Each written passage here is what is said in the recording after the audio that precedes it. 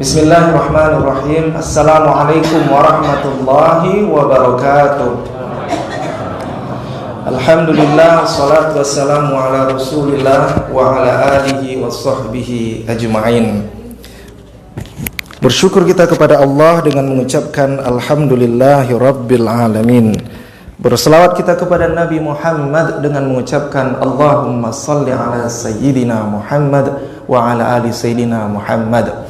Bapak Ibu yang Allah muliakan, ini kali pertama saya bersilaturahmi kepada Bapak Ibu semuanya. Izinkan saya menggantikan Al-Mukarram Ustadz Al-Nof. Saya Muhammad Subli, hari-hari sebagai Ketua Dewan Dakwah Kabupaten Bengkalis. Kebetulan lagi menimba ilmu program doktor dan lagi banyak waktu di Pekanbaru. Maka ini menjadi ajang silaturahmi. Dan sama sekali nanti ke depan Bapak Ibu yang Allah muliakan tidak ada maksud menggurui, hanya sharing informasi saja. Mudah-mudahan di waktu kita menjelang sholat isya, apa kata Nabi? Man sholat isya fi jama'atin, siapa yang nanti sholat isya fi jama'atin secara jamaah, faka'annama, maka orang tersebut sholatin nisful lail, sholat separuh malam Bu. Nah, satu malam berapa jam Bu? Satu malam itu 12 jam. Kalau satu hari Pak, satu hari 12 jam, satu hari satu malam 24 jam. Kalau satu malam saja diberikan waktunya 12 jam, dibagi setengah atau separuh, sama dengan 6 jam. Maka orang yang nanti sholat isya secara jamaah sama seperti sholat 6 jam Pak, tanpa putus. Nah, siapa yang sanggup sholat selama itu? Begitu cara biar orang nggak lari pergi pengajian nih Pak Bu, biar orang fokus mendengarkan ilmu pengajian. Bapak Ibu yang Allah muliakan, topik kita pada malam hari ini adalah fadilah orang yang memakmurkan masjid. Suatu ketika Pak Bu, Rasul itu selalu membuat kajian seperti ini. Bedanya dulu Rasulullah di bawah, membuat sebuah lingkaran. Tiba-tiba Rasul katakan, ala adullukum, maukah kalian aku dengarkan, aku berikan petuah, aku berikan petunjuk, aku berikan tunjuk ajar, yang mana menghapus dosa masa lalu dan mengangkat derajat di masa yang akan datang. Tiba-tiba Bapak Ibu, sahabat Nabi yang ujung duduknya di ujung belakang langsung mendekati Nabi Muhammad. Kenapa begitu? Karena para sahabat ini tidak seperti yang kita bayangkan Pak. Para sahabat ini tidak seperti yang kita bayangkan mereka semuanya soleh-soleh, tidak. Para sahabat Allah ini, Nabi Allah ini adalah mereka yang dulu penyembah berhala Pak. Penyembah berhala Lata, Uzza, Jibti, Tawud, Manat, Naham, Syams. Yang saya sebutkan tadi nama-nama berhala Pak. Jangan pula buat nama anak ibu. Sekarang ngetren pula nama anak orang syaitonir rojim Bu. Ada pula nama anak orang Tuhan. Kemarin bulan Ramadan viral nama anaknya di KTP azan maghrib, dikejar orang. Guru saya Pak Bu di Win Jakarta sampai sekarang hidup, soleh dia, baik. Namanya tahu siapa? Namanya Firaun Maulana. Saya tanya, Firaun tahu kan? Firaun yang mengaku dirinya Tuhan, Maulana Tuhan kami. Saya tanya, Pak, kenapa nama bapak ini Firaun? Dijawabnya lah, Subli, waktu mak saya mau melahirkan di rumah sakit, kakek sebelah baca Quran. Pas baca Al-Quran, terselip ada kalimat Firaun dalam Al-Quran. Ada Bu? Banyak. Oleh bapak saya dibuat pula lah Firaun. Jadi walaupun Al-Quran pilih-pilih pula lah Pak Bu ya. Lahiran anak ibu perempuan karena ada dalam Al-Quran surah Al-Baqarah, dibuat pula lah Siti Baqarah. Siti artinya anak perempuan, Baqarah sapi betina. Karena dalam Al-Quran Ustaz, walaupun ada Al-Quran tetap juga dipilih-pilih. Dulu Pak Bu, sahabat Nabi itu suka menyembah berhala, termasuk Abu Hurairah. Abu Hurairah itu nama aslinya Abdun Naham. Abdun artinya hamba, Naham diambil dari salah satu nama berhala. Lata, Uzza, Jibti, Tawud, Manat, Naham, Syams dan seterusnya. Lalu ketika dia melihat Nabi Muhammad begitu luar biasa, lalu tergerak hatinya untuk mengikuti Nabi Muhammad kemanapun Nabi pergi. Maka disaksikan oleh Nabi Muhammad, dia memeluk agama Islam dan mengucapkan 2 kalimat syahadat. Akhirnya Nabi ganti dengan nama Abdun Naham dengan nama Abdurrahman. Karena ayahnya namanya Sohor Pak, jadi nama dia Abdurrahman bin Sohor. Karena dia berasal dari kota Dawus itu kota Yaman dulu, itu diganti namanya jadi Abdurrahman bin Sohor Ad-Dausi. Karena Abdurrahman ini suka pergi dengan Nabi membawa anak kucing mungil Pak Bu, maka kemana-mana dia diberikan julukan oleh Nabi Muhammad dengan julukan Ya Abahir, wahai pemuda yang suka menggendong anak kucing mungil. Sampai di telinga kita sebutan Abu Hurairah. Jadi sahabat itu luar biasa Pak Bu. Orang-orang yang dulunya bergelimbangan dosa maksiat. Maka ketika Nabi katakan, ala adullukum, maukah kalian aku berikan sebuah amal ibadah yang menghapus dosa melalu dan mengangkat derajat di masa yang akan datang. Maka sahabat yang duduk di belakang langsung bergegas mendengarkan apa kira-kira nasihat amalan yang bisa menghapus dosa kami di masa lalu dan mengangkat derajat di masa yang akan datang. Apa kata Nabi? Wa kasratut tufa ilal masajid. Perbanyaklah melangkahkan kaki ke masjid. Bapak Ibu yang Allah muliakan, hari ini masih suasana tahun baru Islam. Ada kemarin bertanya, Ustaz, sebenarnya Nabi Muhammad itu hijrahnya bulan apa? Maka saya jawab, Nabi Muhammad itu hijrahnya bulan Safar. Tepatnya tanggal 27, 28, 29 Safar. Saat itu Nabi Muhammad mengajak Abu Bakar As-Siddiq untuk pergi pindah hijrah dari kota Mekah menuju kota Yasrib yang sekarang kita kenal dengan sebutan Madinah Al-Munawwarah. Tanggal berapa? 27, 28, 29 Safar. Nah Ustadz, kalau seandainya Nabi Muhammad itu hijrahnya bulan Safar, kenapa kok kita merayakan tahun baru Islam itu bulan Muharram? Kenapa nggak bulan Safar? Kan begitu Pak. Kenapa kok mesti bulan Muharram? Maka Bapak Ibu, ini ceritanya panjang. Sebelum ceritanya panjang, saya boleh minum dulu Pak Bu. Kita akan lanjutkan setelah pesan-pesan berikut ini. Rumah saya jauh Pak Bu. Jadi sekarang ini musim asap. Luar biasa sekarang ini. Tapi mudah-mudahan bisa kita ini diberikan kesehatan semua. Amin. Sampai di mana tadi Bu? Sampai minum Bu. Jadi Bapak Ibu, ketika Nabi Muhammad itu menjadi khalifah, Nabi sama sekali tidak punya tahun kalender Pak Bu. Makanya saat ada surat dari kerajaan Persia, Romawi dan Kisra mengirimkan surat kepada khalifah Nabi Allah Muhammad, saat itu mereka pakai tanggal bulan kalender Masehi Pak Bu. Sehingga ada ajudan Nabi namanya Khatib bin Abi Balta'ah. Dia bilang, ya Rasulullah, ini surat dari kerajaan sebelah, ini banyak masuk kepada kita. Kita mau balas surat mereka pakai tanggal apa? Apakah kita mau membalas surat mereka menggunakan tanggal Masehi, mengikuti mereka? Maka Nabi nggak mau. Jadi saat itu belum ada nama tahun Pak Bu. Bulan ada.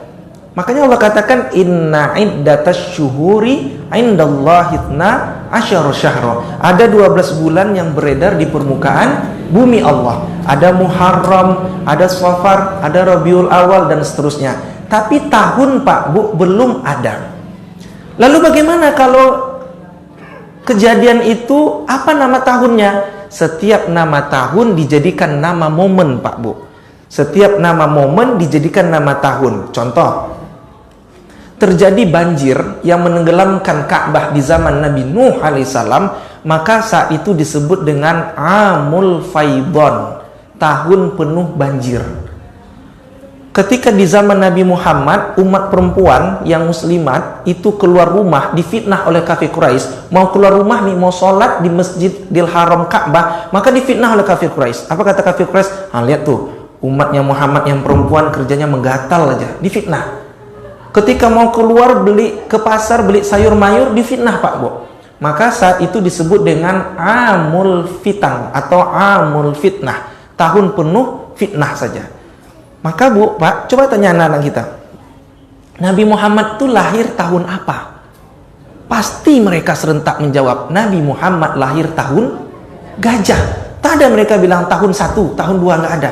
Tapi mereka jawab tahun gajah. Loh, kenapa kok tahun gajah Ustaz? Karena ada satu momen, satu peristiwa, pasukan Abraha menunggangi gajah ingin menghancurkan Ka'bah nih Pak Bu. Dia tahu di situ akan lahir seorang pemuda yang akan membuat sebuah peradaban dunia di masa waktu itu dan di masa yang akan datang cemerlangnya. Dia tahu, maka dia ingin hancurkan Ka'bah berserta orang-orang sekitarnya. Maka dengan izin Allah, Allah utuslah tayran min ababil, burung-burung ababil yang membawa bebatuan min sijil dari api neraka, hingga pada akhirnya burung ababil tersebut melempari pasukan Abraha, dan pasukan Abraha yang menunggangi gajah tersebut lari terkocar-kacir, dan dia tidak bisa menghancurkan Ka'bah karena di situ lahir Nabi Muhammad sallallahu alaihi wasallam. Maka disebut dengan tahun gajah.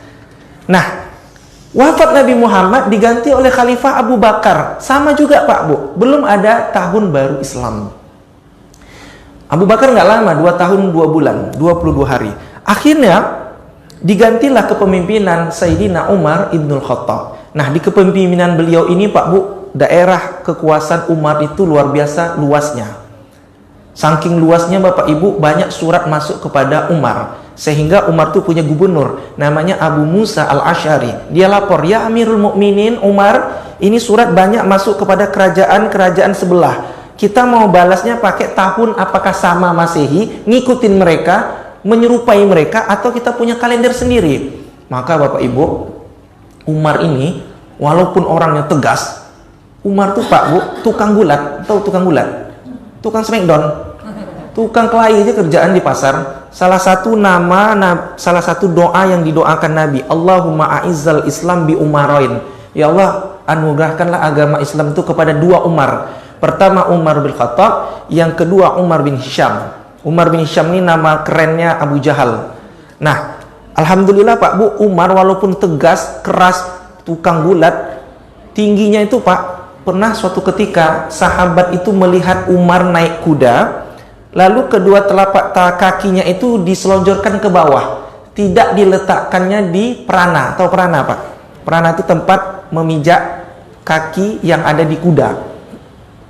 Saat itu Umar meletakkan kedua telapak kakinya ke bawah Pak Bu. Maka sahabat menyaksikan tanah Allah membentuk garis yang sangat lurus. Apa maknanya? Maknanya tubuh Umar itu sangat tinggi. Saking tingginya dia naik kuda bisa menyentuh tanahnya Allah Subhanahu wa taala. Tapi setegas-tegasnya Umar, seganas-ganasnya Umar Pak Bu, dia tidak otoriter. Ketika ada masukan dari bawahannya untuk menentukan tahun baru Islam, maka apa yang dilakukan Umar? Nah, Umar bin Khattab mengumpulkan semua sahabatnya, baik sahabat yang senior maupun sahabat yang seusia dengan dia. Dikumpulkan, rapat dia. Apa kata Umar? Bagaimana kita menentukan tahun baru Islam ini? Karena di zaman Nabi Muhammad belum ada tahun baru Islam. Di zaman Khalifah Abu Bakar juga belum ada tahun baru Islam. Maka ini khalifah aku, bagaimana kita tentukan? Maka di zaman Umar itu ada istilah Pak, diwan. Diwan itu administrasi surat menyurat.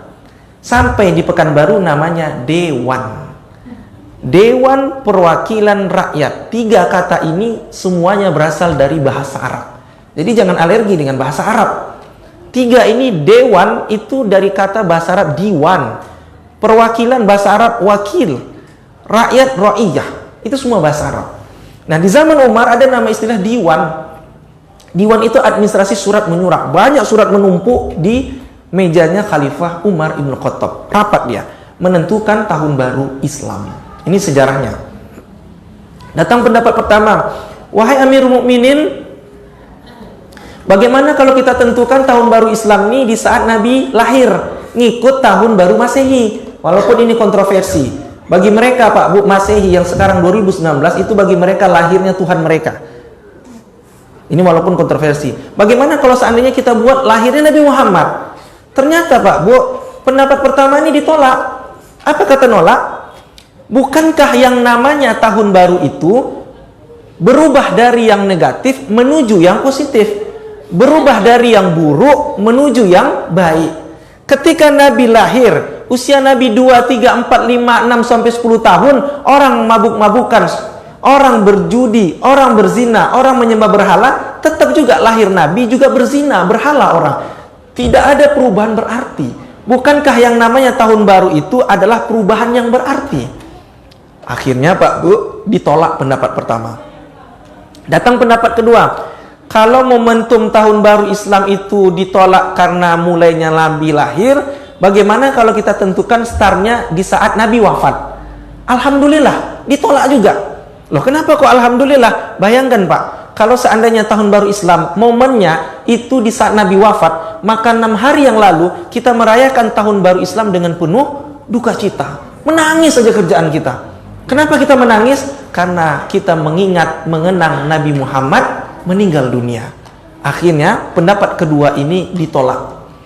Datanglah pendapat terakhir Pak Bu, langsung dari Ali bin Abi Thalib. Apa kata Ali bin Abi Thalib? Al-hijratu tufarriqu bainal haqqi wal batil. Hijrahlah yang membedakan antara hak dengan yang batil.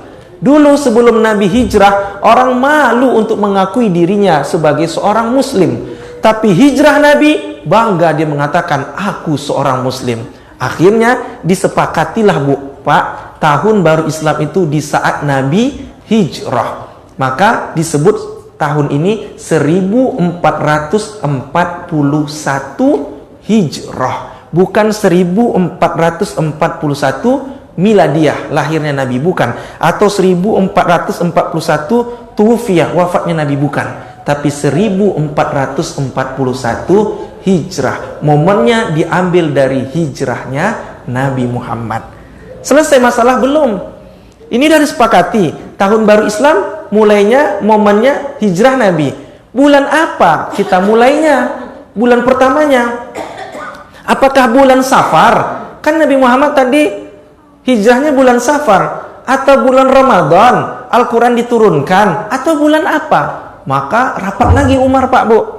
Rapat lagi menentukan bulan pertama startnya tahun baru Islam. Maka singkat cerita, kata Umar, kapan umat Islam ini berkumpul dalam satu tempat, baik dari negara Asia, baik dari Afrika, berkumpul dalam satu tempat, mereka bermunajat, beribadah kepada Allah Subhanahu wa taala. Maka dijawablah, umat Islam berkumpul dalam satu tempat kapan? Bulan Zulhijjah. Ngapain dia? Melaksanakan ibadah haji. Balik mereka ke kampung halaman, dari Mekah balik ke Asia, balik ke Afrika. Apa makna balik? Pasti orang yang balik haji itu, Pak Bu, pastilah orangnya suci bagi kita. Betul nggak? Cobalah kemarin yang baru pulang haji, pasti kita berbondong-bondong rame-rame mengunjungi rumah dia. Buat apa Ustadz? Buat minta doa, ya kan Mbak Bu? Enggak Ustadz, kami tidak minta doa, no. Kami minta kurma, minta zam-zam. Itu bonus saja Bu, itu bonus. Tapi biasanya kita datang ke rumah dia supaya apa? Minta didoakan. Kenapa? Karena orang yang pulang haji tak ada balasannya yang haji mabrur, kata Nabi, melainkan illal jannah, kecuali dia mendapatkan surga. Maka orang, Pak Bu, dulu pergi haji itu melewati pakai kapal laut, tak macam sekarang. Sekarang itu pakai pesawat terbang. Perjuangan orang menunaikan ibadah haji dulu itu, Pak Bu, melebihi perjuangan mahasiswa kuliah sampai mendapatkan ijazah S1. Maka pantas dulu di depannya diberikan gelar haji. Itu sejarahnya. Kenapa? Karena luar biasa perjuangannya. Maka orang yang pulang naik haji dengan selamat, maka berbondong-bondonglah kita minta doa, Pak Haji, Bu Haja, doakan kami supaya anak kami bisa menikah, supaya anak kami dapat anak, dan seterusnya begitu. Nah, akhirnya disepakatilah setelah bulan Zulhijjah, bulan apa? Bulan Muharram. Maka Muharram ini, Pak Bu, momentum orang melakukan perubahan berarti dari yang buruk menjadi yang baik. Kalau ditanya kapan Nabi hijrah, bulan Safar. Muharram adalah start mulainya seseorang melakukan perubahan. Karena yang namanya tahun baru itu adalah sesuatu dari yang buruk menjadi yang baik, dari yang negatif menuju yang positif. Begitu sejarahnya. Nah, Bapak Ibu yang Allah muliakan, selama Nabi hijrah itu dari kota Yasrib, dari kota Mekah menuju kota Yasrib 7 hari 7 malam, Pak Bu. Ngapain aja? Banyak strategi. Apa yang dilakukan Rasul? Salah satunya sholat pertama kali bersama Abu Bakar secara jamaah di sebuah tempat namanya Kuba. Maka dibangunlah satu masjid yang sekarang dikenal dengan Masjid Kuba. Meninggalkan Masjid Kuba, Nabi mampir lagi di sebuah tempat perkampungan Bani Salimah. Buat apa? Sholat Jumat pertama kalinya bersama Abu Bakar As-Siddiq. Bangun satu masjid. Belakangan disebut masjid tersebut dengan nama Masjid Al-Jumu'ah. Meninggalkan kota tersebut, sampailah di kota Yasrib. Nabi juga bangun masjid, namanya Masjid Nabawi. Masjid artinya tempat sujud, Nabawi dinisbatkan dengan nama Nabi Muhammad. Bayangkan Pak Bu, dari 7 hari 7 malam ada 3 tempat yang dilalui Nabi, dan 3-nya Nabi membangun masjid. Apa maknanya?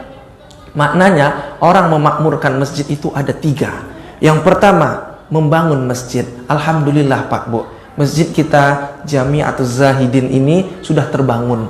Alhamdulillah nikmat, ada AC-nya, kemudian ada jamaahnya, kemudian ada yang lain sebagai macamnya. Apakah sampai dibangun saja? Belum. Yang kedua, cara memakmurkannya itu adalah dengan cara ramai-ramai datang sholat secara jamaah. Dan yang ketiga, ini yang tak kalah pentingnya Pak Bu, masjid itu disebut orang memakmurkan masjid, kategorinya salah satunya yang ketiga lagi adalah ada pengurusnya Pak Bu. Ini yang dilupakan. Loh, kenapa begitu? Karena banyak masjid, banyak musola tutup karena nggak ada pengurus. Betul Pak Bu. Bahkan nauzubillah Pak Bu, saya pernah ceramah, kami tuh Dewan Dakwah suka ceramah di kampung-kampung. Jadi waktu saya ceramah di kampung-kampung, pengurusnya ada 2 kubu pula. 2 kubu pula Pak Bu. Nah, saya bilang nggak partai aja 2 kubu. Masjid pun 2 kubu pula begitu. Nah, apa maknanya? Maknanya kalau pengurusnya tidak sejalan satu dengan yang lainnya, maka bisa jadi nahkoda masjid tersebut akan tutup, hancur Pak Bu. Maka pengurus tersebut paling penting. Alhamdulillah pula di antara pengurus ada bidang majelis taklim. Ada sini majelis taklimnya. Alhamdulillah. Majelis itu diambil dari kata jalasa Bu. Jalasa artinya duduk. Ini harus saya sampaikan. Kenapa banyak sekarang majelis taklim udah tutup? Kenapa? Karena dengar ceramah bilang ibu-ibu pergi ke masjid dilarang oleh Rasulullah. Ini tak betul. Akhirnya majelis itu diambil dari kata jalasa. Jalasa itu apa? Artinya duduk. Taklim menimba ilmu. Majelis taklim orang duduk menimba ilmu. Itu dia majelis taklim. Ibu berdua lagi duduk nih ngambil kutu teman sebelah. Majelis juga Ustaz, majelis. Namanya majelis perkutuan namanya. Kenapa kok gitu? Ya karena lagi duduk ngambil kutu. Tapi ada majelis taklim yang dimuliakan oleh Allah Subhanahu wa taala. Nah, di dalam pengurus itu ada ketuanya, bendaharanya dan seterusnya. Karena ada penguruslah Bapak Ibu, maka adalah pengajian ini. Karena ada penguruslah ada anak-anak muda yang merekam ini. Karena ada penguruslah Bapak Ibu hidup AC, lampu, kemudian bersih suasananya ini. Karena ada penguruslah ada imam. Maka 3 kategori ini masuk kata para ulama sebagai orang yang memakmurkan masjid. Jadi jangan dianggap sepele. Maaf cakep orang yang tukang bersih kamar mandi ini. Tadi saya ke kamar mandi, alhamdulillah bersih.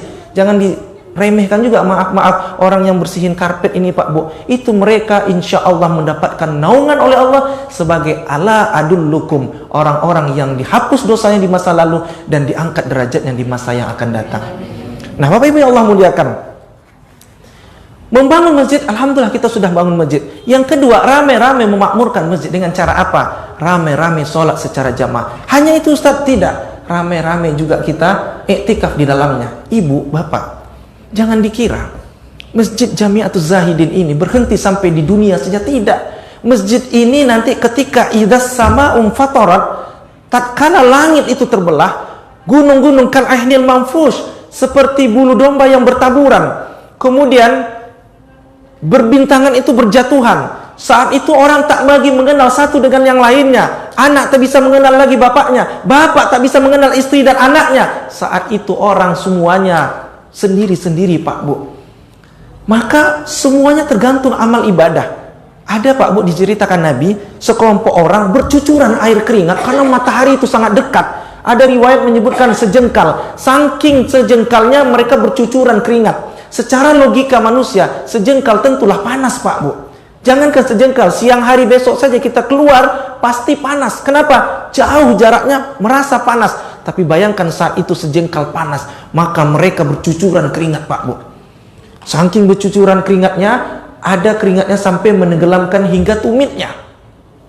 Saking bercucuran keringatnya, tergantung amalnya, ada yang menenggelamkan hingga kepada tenggorokannya Pak Bu. Maka sekelompok orang ini ngadu kepada Nabi Adam. Apa katanya? Wahai Adam, tolonglah sampaikan kepada Allah agar dipercepat hari perhitungan ini. Karena kami tak kuasa, tak tahan merasakan panasnya matahari ini. Apa kata Adam? Aku malu bertemu dengan Allah untuk menyampaikan hajat tuan-tuan semua. Kenapa? Karena di saat aku berada di surga saja, aku ternyata melanggarkan perintah Allah. Aku malu menyampaikan permintaan kalian semua. Akhirnya apa yang terjadi Pak Bu? Sekelompok orang ini meninggalkan Adam, lalu pergi menemui Nabi Nuh. Disampaikan hal yang sama. Wahai Nuh, tolonglah sampaikan kepada Allah agar dipercepat hari perhitungan ini, karena kami tak kuasa menahan panasnya matahari. Apa kata Nuh? Aku malu ketemu dengan Allah. Kenapa? Karena anak kandungku sendiri saja bernama Kan'an tidak bisa aku selamatkan. Akhirnya kelompok orang ini Bapak Ibu pergi dan meninggalkan dan bertemu dengan Nabi Muhammad SAW. Apa kata Rasulullah? Pernahkah engkau ketika di dunia selalu melangkahkan kaki memakmurkan masjid Allah? Maka seseorang yang selalu memakmurkan masjid Allah, nanti masjid Jami'atul Zahidin ini Pak Bu menjelma laksana perahu yang sangat besar. Nanti dilihatnya, oh ada bapak fulan yang selalu sujud di tempat ini, ayo kami selamatkan. Di saat matahari itu dekat dengan hadapan kita. Oh dilihatnya ada ibu fulanah binti fulanah yang selalu sujud di tempat ini, ayo kami selamatkan. Sama Pak Bu, ketika ada tamu datang ke rumah kita, tamu itu tiap hari datang ke rumah kita. Tak hanya datang, tapi dia kasih makanan. Tak hanya dia kasih makanan, dia kasih minuman kepada kita. Ingat nggak kita wajah dia? Ingat. Sama seperti masjid ini Pak Bu. Tak hanya kita datang, tapi kita iktikaf di sini. Tak hanya kita iktikaf, tapi kita berzikir di hadapan Allah di sini. Tak hanya berzikir, kita menimba ilmu di sini. Maka demi Allah Pak Bu, masjid ini akan ingat kepada kita, dan dialah salah satu yang menolong, yang diberikan naungan. Ada 7 golongan yang dapat naungan oleh Allah. Salah satunya adalah rajulun mu'allaqun qalbahu fil masajid. Seorang hamba, rojulun itu dipahami seorang hamba Pak Bu ya. Jangan dimaknai sebagai seorang laki-laki saja. Ini kadang dipelesetin hadis ini laki-laki saja. Akhirnya apa yang terjadi? Tak ada perempuan-perempuan datang ke masjid. Saya pernah ditanya Pak, yang nanya saya bapak-bapak, yang bilang, Ustadz, saya punya istri. Kebetulan istrinya perempuan Bu. Nah sekarang ada istri orang laki-laki Pak. Serius, tak bohong saya. LGBT namanya. Kenapa Pak? Istri saya ini dengar ceramah Ustaz. Dia lagi masak, dia bilang perempuan itu diharamkan Nabi Muhammad datang ke masjid sholat secara jamaah. Saya bilang tak betul, saya bilang. Lalu bagaimana tuh Ustaz? Saat itu kita lihat asbabul wurudnya Pak Bu. Apa itu asbabul wurud? Asbabul wurud itu kronologis turunnya hadis. Kalau asbabun nuzul, latar belakang kronologis turunnya ayat. Saat itu betul, Nabi melarang kaum perempuan keluar rumah. Kenapa? Karena yang saya bilang tadi, saat itu disebut dengan amul fitnah, tahun penuh fitnah saja. Keluar rumah perempuan untuk beli makanan, difitnah kafir Quraisy. Keluar rumah untuk sholat di Masjidil Haram Mekah, difitnah saja. Akhirnya Nabi silahkan untuk di rumah saja. Bagaimana mereka ingin sholat? Cukup di rumah saja. Tapi Bapak Ibu, fitnahnya udah lama berlalu. Akhirnya seorang ulama ditanya, benar nggak Syekh, Nabi Muhammad itu melarang kaum perempuan untuk datang ke masjid? Maka saya ini menjawab, Rasul bersabda, la tamanna'u imallaha masajidallah. Wahai kaum bapak-bapak, jangan kau larang istrimu, jangan kau larang ibumu, jangan kau larang anak perempuanmu untuk melangkahkan kaki ke masjid. Nah luar biasa Pak Bu. Tapi dengan catatan Pak Bu, jangan pula gara-gara ini nanti ibu datang ke masjid masak belum selesai. Maksud saya kalau misal jam 11 siang masakan di rumah sudah selesai, sapu sudah diselesaikan, anak sudah selesai, ada 1 jam untuk waktu sholat zuhur, apa salahnya melangkahkan kaki ke masjid? Tapi jangan pula selesai nanti lagi goreng telur, tiba-tiba azan Allahu Akbar, langsung pergi ke sini, langsung gosong telurnya. Ini nggak betul juga ya. Tetap kita mengutamakan sebagai istri yang melayani suami kita begitu. Tapi kalau waktu kita sengang, tidak ada lagi aktivitas, maka alangkah baiknya melangkahkan kaki ke masjid.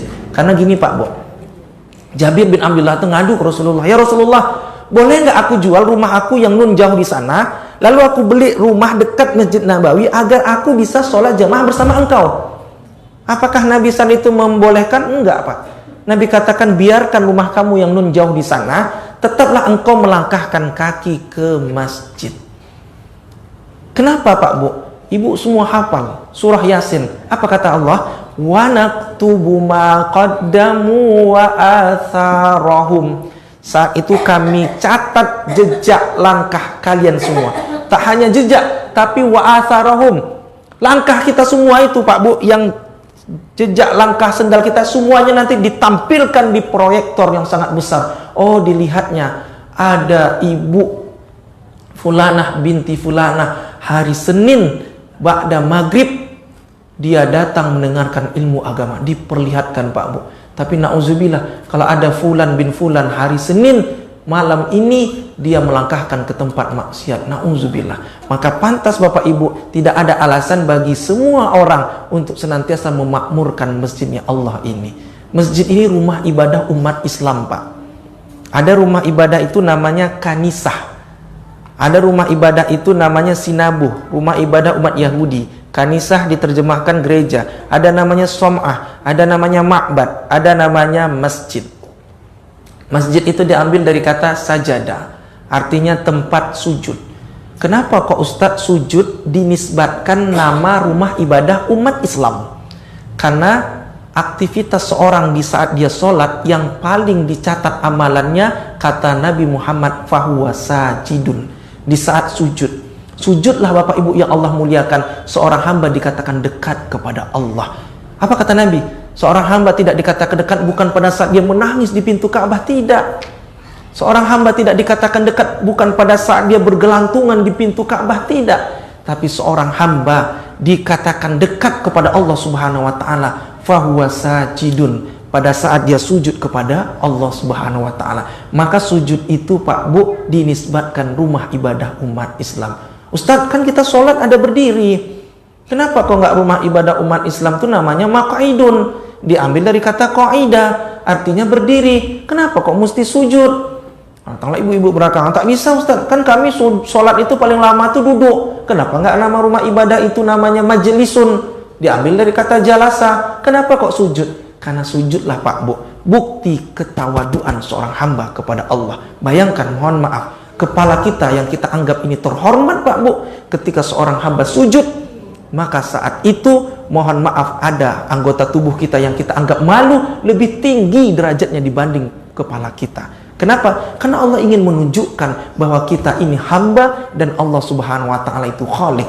Kita ini makhluk dan Allah itu Khalik, pencipta. Antara makhluk dengan Khalik tentulah berbeda Bapak Ibu yang Allah muliakan.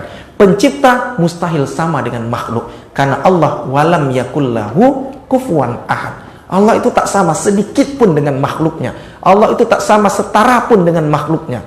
Ketika makhluknya duduk, maka Allah mustahil duduk. Ketika makhluknya bernama manusia tidur, maka Allah mustahil tidur. Maka ada ayat kursi, sinatu wala naum. Ketika makhluknya itu berjalan, maka mustahil Allah itu berjalan. Karena Allah laisa kamitslihi syai'. Allah tak sama sedikit pun dengan makhluknya. Allah maha suci dengan makhluknya. Nggak boleh kita menyamakan Allah dengan makhluknya. Maka masjid ini Bapak Ibu yang Allah muliakan, nama rumah ibadah umat Islam. Masjid sajadah artinya sujud. Sujud itu ada 7 rukunnya yang mesti nempel ke lantai. Kalau 7 ini nggak sah sujudnya. Apa dia? Yang pertama kening Pak. Kening ini mesti nempel ke lantai Pak. Yang kedua 2 telapak tangan, kanan kiri 3. Apalagi 2 lutut, kanan kiri 5. Apalagi 2 telapak kaki, kanan kiri 7. 7 ini Pak Bu mesti nempel ke lantai. Hidung enggak Pak Bu? Hidung itu sunnah. Kenapa sunnah? Karena Nabi tahu hidung orang Pekanbaru pesek-pesek. Jadi kalau tak kena ke lantai tetap sah sujud. Begitulah cerdasan Nabi Muhammad, bisa menerawang 14 abad yang akan datang. Tapi Bapak Ibu jangan pula ditafsir secara tekstual. Saya pernah diprotes, Ustadz, datang bapak-bapak marah sama saya. Ustadz tanggung jawab. Kenapa Pak? Selama ini saya sujudnya nggak nempel ke 7-7-nya ke lantai. Lama saya merenung. Apa salah kaji saya? Saya ini Ustadz tak pernah nempel ke 7-7-nya. Datang Bilal, Ustadz, bapak tuh sholatnya selalu di pojok. Saya lihatlah, oh ternyata dia pakai alat bantu Pak Bu.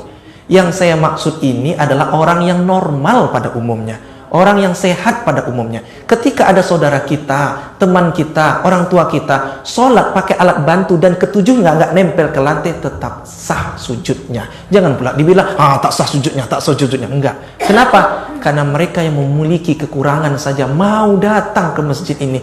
Bagaimana tah kita yang orang yang sehat, yang mampu ketujuh-tujuhnya bisa nempel ke lantai. Apalagi afdolnya, alhamdulillah Pak Bu, saya lihat ini karpet bagus.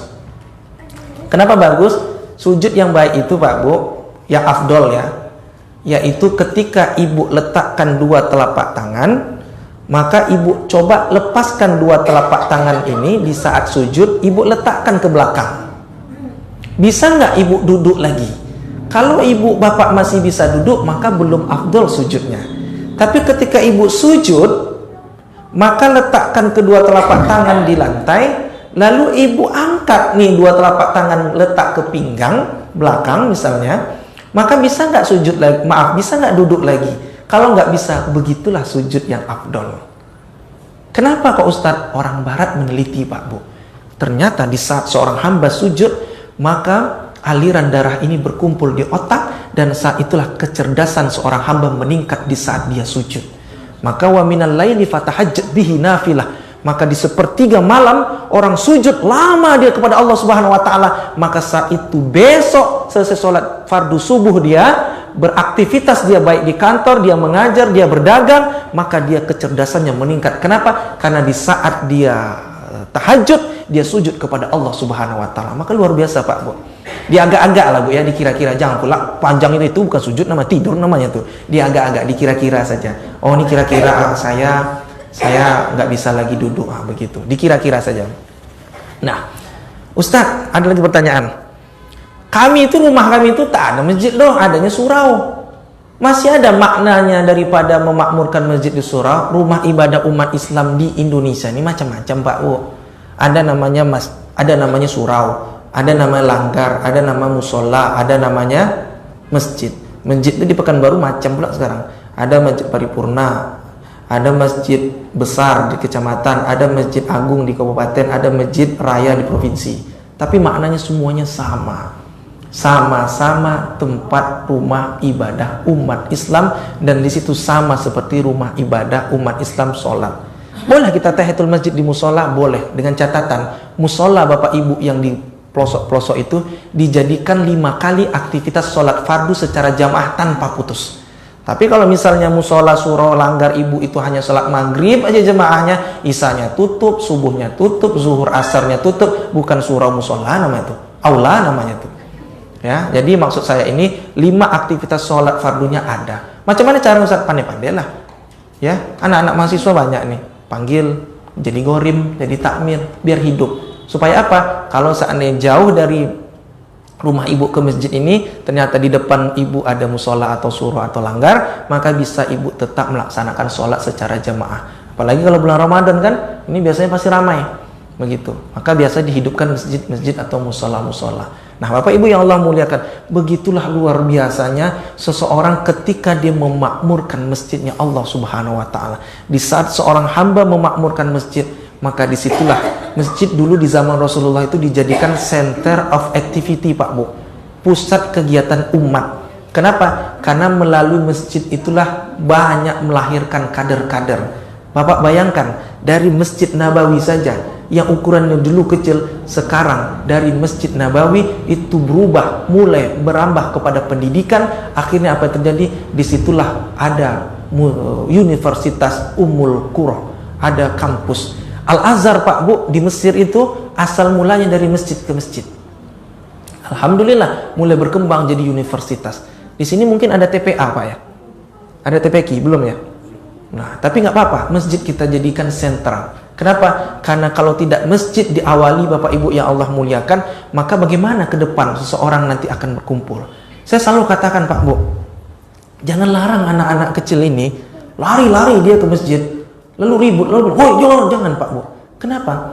Anak kecil ini selalu saya bilang seperti kertas kosong, seperti kaset kosong. Dia itu daya ingatnya Pak Bu kuat. Nggak percaya Pak Bu? Coba Bapak Ibu sekarang bayangkan, ketika Bapak Ibu waktu kecil dulu, pasti nggak Ibu Bapak ingat? Ingat. Gimana dulu kita mandi hujan, gimana dulu kita nangis kepada orang tua kita, bagaimana kita minta jajan. Masih ingat nggak Pak Bu? Memori 20 tahun yang lalu, masih ingat. Sama anak kecil ini Pak Bu, masih ingat. Ketika kita bentak dia, 10-20 tahun yang akan datang dia akan trauma. Apa katanya? Aku trauma datang ke masjid ini. Kenapa? Setiap datang ke masjid ini pasti aku dibentak. Akhirnya apa yang terjadi? Mereka tidak lagi nyaman datang ke masjid. Akhirnya mereka cari tempat yang paling nyaman. Na'udzubillah tempatnya diskotik. Na'udzubillah tempat-tempat yang diharamkan oleh Allah Subhanahu wa taala. Tapi dengan catatan Pak Bu, Bapak Ibu bawa anak, bilanglah di rumahnya, nak, kalau sampai di masjid diam, begitu. Nah, sampai di masjid ribut juga, tetap tegur dengan hikmah, jangan pula dibentak. Kalau misalnya lari-lari segala macam, buat saf. Biasanya masjid-masjid yang apa tuh Pak Bu, buat saf khusus. Begitu, supaya apa? Supaya tertib, agar anak-anak kita ini terbiasa. Biasakan anak-anak ini Pak Bu dijadikan tempat dia, sebagai masjid ini jadikan tempat dia Pak Bu. Kalau saya kemarin berkunjung ke Jawa Tengah Pak Bu, itu masjidnya dijadikan ada playgroupnya, ya, tetap ada security-nya mengawasi. Ketika main-main segala macam ada playgroupnya, ada tempat bermainnya. Kemudian 24 jam minumannya itu ada Bapak Ibu yang Allah muliakan. Supaya apa? Supaya orang betah Pak Bu, orang hidup di masjid tersebut. Alhamdulillah masjid kita ini saya lihat tadi setiap hari ada kajiannya. Kalau di pelosok-pelosok desa Pak Bu, ya Allah, kami masuk ceramah Ramadan kemarin di Bengkalis itu, apa kata jemaahnya? Ustadz, kami senang didatangi Ustadz. Loh kenapa? Karena kami selama 29 hari Ramadan tak pernah dikunjungi Ustadz sekalipun. Betapa sedihnya Pak Bu. Kalau dulu orang banyak pengajian di desa-desa dan kampung-kampung, betul. Tapi kalau sekarang Pak Bu, justru banyak pengajian itu di kota-kota. Ya. Coba lihat Masjid Agung An-Nur, hampir setiap sholat fardu ada aja pengajiannya Pak Bu. Qobla zuhur atau ba'da zuhurnya, ba'da maghribnya, ahad ba'da subuhnya, dan seterusnya. Ada saja pengajian. Artinya sekarang gairah untuk membangkitkan umat Islam itu justru ada di kota-kota. Tapi kita tidak terlepas tutup kemungkinan untuk bisa tetap menjangkau desa-desa kita ini. Supaya apa? Supaya mereka juga tersentuh dengan pemahaman-pemahaman yang benar. Karena ternyata ayah dan bunda, justru di pelosok-pelosok desa itulah paham-paham sempalan itu masuk Pak Bu. Akhirnya apa yang terjadi? Mulai dari anak-anak, mulai dari remaja, orang tua yang mohon maaf menengah ke bawah, yang pola pikirnya itu tidak maju seperti kita. Akhirnya disitulah disusupi paham-paham radikal yang akhirnya menyalahkan satu dengan yang lainnya, akhirnya mengkafirkan satu dengan yang lainnya. Kenapa? Karena bagi mereka mudah untuk memviruskan, mudah untuk mengait, mudah untuk merangkul, mudah untuk mendoktrin orang-orang yang pemahaman yang sangat minim. Alhamdulillah sekarang di kota-kota Pekanbaru ini Pak Bu, ya, kajiannya hidup, dan itu diberikan pengajian oleh Al-Mukarram Al-Ustadz yang luar biasa bagus-bagus. Kenapa? Karena memang kita haus dengan ilmu agama.